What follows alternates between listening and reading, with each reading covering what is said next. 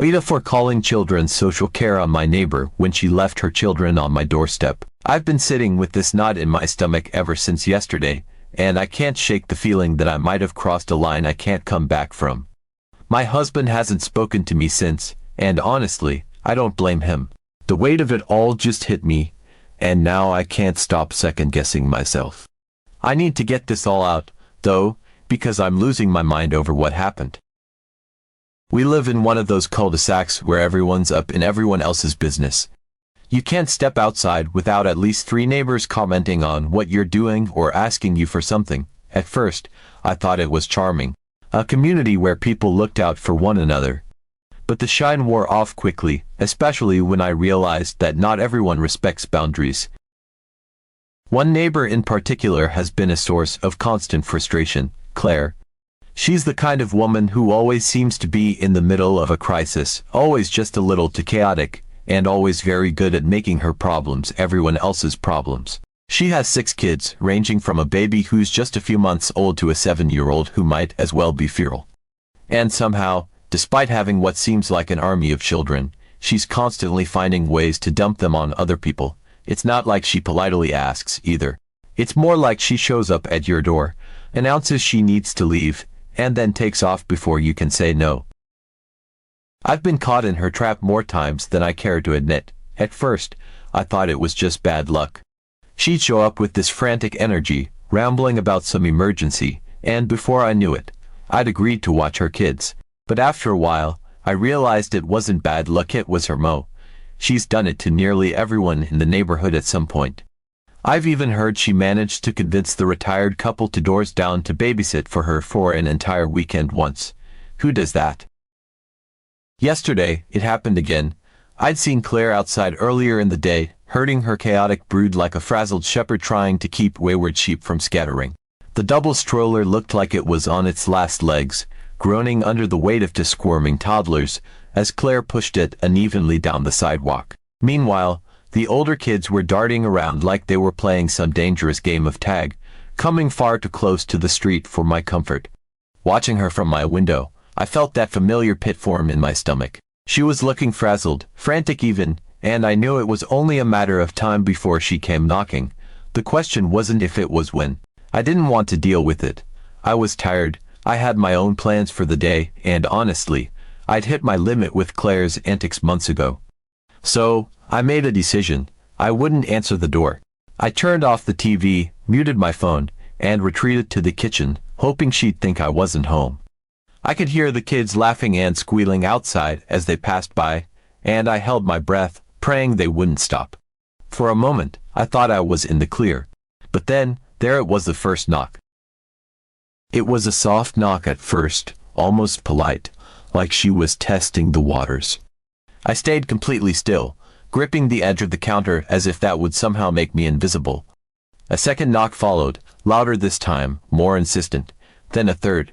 By the 4th knock, it wasn't knocking anymore, it was pounding. It sounded like she was using her entire fist, each hit reverberating through the house. I flinched every time, feeling the tension build with each thud. When the banging didn't work, she started rattling the letterbox, and for a moment, I genuinely thought she might rip it off its hinges. My heart was racing. It felt ridiculous to be hiding in my own house, but I didn't know what else to do. Finally, I gave in. The noise was too much, and honestly, I was starting to worry she'd attract the whole neighborhood with her commotion. I marched to the door, muttering under my breath, and swung it open, fully intending to tell her I couldn't help her this time. But before I could even get a word out, she was already talking. It wasn't just talking, it was a full-on verbal barrage. She was speaking so quickly that I could barely keep up, throwing out bits and pieces about how she had some urgent appointment, how she had no one else to ask, and how she'd be back by Sunday. Her words came out in a rush, a jumble of desperation and excuses that left no room for interruption. Before I could even process what she was saying, she shoved the baby carrier into my arms, nearly knocking me off balance. The baby, who had been calm up until that moment, let out a wail, the sound cutting through the chaos like a siren. Then came the older kids, filing into my house as if they were soldiers following orders. No hesitation, no questions, just straight in, like this was a normal part of their lives. One of them grabbed a spot on the couch, another headed straight for the kitchen, and the rest scattered like a small, noisy storm. I stood there, baby carrier in hand, completely blindsided. "Claire, I can't do this," I managed to stammer, but she wasn't listening. She was already halfway down the path, throwing out more words about how the cab was waiting and how grateful she was for my help. I called out to her, louder this time, trying to make her stop. "I can't watch them. You have to take them with you." She turned briefly, just long enough to say something about how I was a lifesaver and how she'd explain everything later. Then she was gone. I didn't think I'd just reacted. I stepped out onto the path and grabbed her arm, pulling her to a stop. "I'm serious, Claire. I can't do this. I have plans today. You can't just leave them here." My voice was sharp, almost desperate, but she didn't seem to care. She pulled her arm free with more force than I expected, muttering something under her breath about not having time for this, and took off at a jog toward the cab idling at the curb. I stood there, frozen, watching as she climbed in without so much as a backward glance. Within seconds, the cab door slammed shut, and they were gone. I turned back to my house, where the chaos had already begun. The baby was screaming at the top of her lungs, her tiny face bright red and scrunched in frustration. One of the toddlers had wrapped himself around my leg, babbling incoherently as he tugged at my pants. From the living room, I could hear the older kids arguing over something, their voices growing louder by the second. It was like being dropped into the middle of a whirlwind, and I didn't know where to start. My head was spinning, my chest was tight, and all I wanted to do in that moment was scream. I took the kids inside and tried to get a hold of Claire, but of course, she didn't answer her phone. I sent her a text, telling her she had 10 minutes to come back or I'd call Children's Services. I wasn't bluffing, I was livid. How dare she just drop her kids on me without even waiting for my consent? When she finally called me back, she acted like I was the unreasonable one. She said she was already out of the city and couldn't come back. Then she suggested I take the kids to Jennifer, an elderly neighbor who has enough health issues without being saddled with 6 kids for a weekend. I told Claire no. I wasn't comfortable passing her kids off to someone else, especially someone who hadn't agreed to it. Claire started yelling at me, calling me all kinds of names, and then hung up on me. That was the last straw for me. I called Children's Services and explained the situation. They took it seriously, especially when I mentioned how young some of the kids were.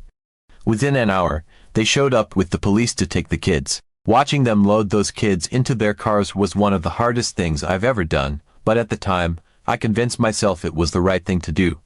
Claire needed to face some consequences for her actions.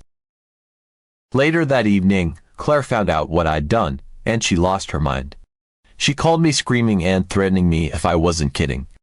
I sent her a video of the authorities taking the kids, thinking it would show her how serious I was. She hung up on me, and I haven't heard from her since. When my husband came home, I thought he'd back me up. I was wrong. He was furious. My husband grew up in foster care, and he was horrified by what I'd done. He called me a right cow and said I had no idea what I'd just put those kids through. He told me stories about his own experiences in care, things I'd never heard before, and it broke my heart. He said I should have just refused to take the kids at the door or, at the very least, taken them to Jennifer like Claire suggested. He argued that once I handed them off to Jennifer, it wouldn't have been my problem anymore. I tried to explain that I didn't feel comfortable dragging an elderly woman into this mess, but he wasn't having it. He said I'd acted out of spite and that anything bad that happened to those kids in care was on me. Now I'm sitting here, replaying everything in my head, wondering if I made the biggest mistake of my life. Did I overreact? Should I have just watched the kids for the weekend? Should I have taken them to Jennifer's? I didn't think about the consequences of foster care. I just wanted to get out of a situation I never agreed to be in. But now, after hearing my husband's stories, I feel sick to my stomach. What if I made things worse for those kids? I'm tempted to go to Children's Services and explain that it was all a misunderstanding, but I don't know if that would even help at this point. I just feel so lost. Am I the asshole? Update 1. After the chaos of that day, I was completely drained emotionally, mentally, and physically. The house felt eerily quiet once the children were gone, but the silence didn't bring the relief I had hoped for. Instead, I felt a gnawing tension that wouldn't leave me alone. Every creak of the house, every distant sound outside, made me jump. I couldn't shake the feeling that something else was coming, that Claire wouldn't let this slide. I replayed everything in my head: her frantic drop-off, her ignoring my protests, and the eventual arrival of children's services. I told myself I'd done the right thing, that she'd left me with no choice, but the pit in my stomach kept growing. My husband's furious reaction hadn't helped. His words had cut deep, making me question every decision I'd made. The next morning, I was running on fumes, barely keeping myself together. My husband had left for work without so much as a glance in my direction, and the house felt cold and heavy in his absence. I was cleaning up the remnants of the kids' short stay crumbs scattered across the couch, a sippy cup forgotten on the table, a blanket tossed on the floor when I heard it. A knock at the door. My heart sank. It wasn't a gentle knock. It was loud, forceful, demanding. My stomach churned as I froze in place, gripping the edge of the counter. I already knew who it was. There was no doubt in my mind that Claire had come back. For a moment, I considered just ignoring it again, hoping she'd go away if I didn't answer. But the knocking didn't stop. It grew louder, more insistent, like she was trying to break the door down. Each slam against the wood sent a jolt through my body, and I could feel the tension building in my chest. She wasn't going to leave, that much was clear. The knocking grew so aggressive that I was genuinely afraid she might damage the door. I couldn't take it anymore. My hands were shaking as I made my way to the door, trying to brace myself for whatever was coming next. The second I unlocked and opened it, Claire was there, standing inches from me, her face red with fury. She didn't waste a second before she launched into a full-blown tirade. Her voice was loud, sharp, cutting through the air like a knife. She was shouting accusations at me, her words spilling out so fast I could barely keep up. According to her, everything that had happened was my fault. She screamed that I was a terrible person, that I'd taken her children away, that I'd ruined her life. She called me names that I won't even repeat here, each one more vicious than the last. Her hands flailed as she gestured wildly, her anger barely contained. It was like she was a storm, and I was caught in the middle of it.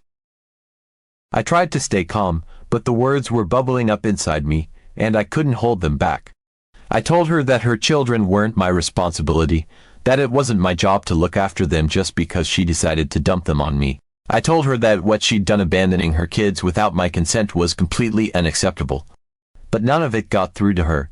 She didn't care about my reasoning, didn't want to hear about my frustrations. She was so consumed by her anger that she couldn't see anything else.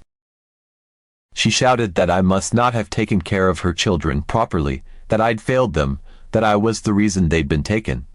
The accusation stung, even though I knew it wasn't true. I told her that I'd done the best I could in an impossible situation, but she kept yelling, refusing to hear a word I said.